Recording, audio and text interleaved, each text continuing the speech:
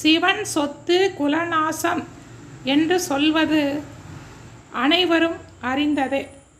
அதனை நாம் சிவனுடைய சொத்துக்களை எடுத்து வந்தால் அவனுடைய குலம் நாசமாகி போய்விடும் என்று புரிந்து கொண்டு இருக்கின்றோம். ஆனால் உண்மை பொருள் வேறு. சிவம் என்பது ஒரு மெய்ப்பொருள், ஆன்மா.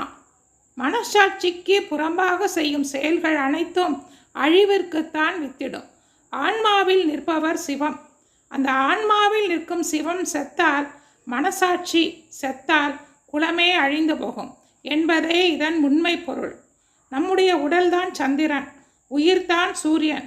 இவை இரண்டும் கலந்த சிவம் என்னும் ஆன்மாவிற்கும் அல்லது மனசாட்சிக்கும் எதிராக செயல்புரிபவர்களுடைய குலம் நாசமாகும் என்பதுதான் இதனுடைய உண்மை பொருள்.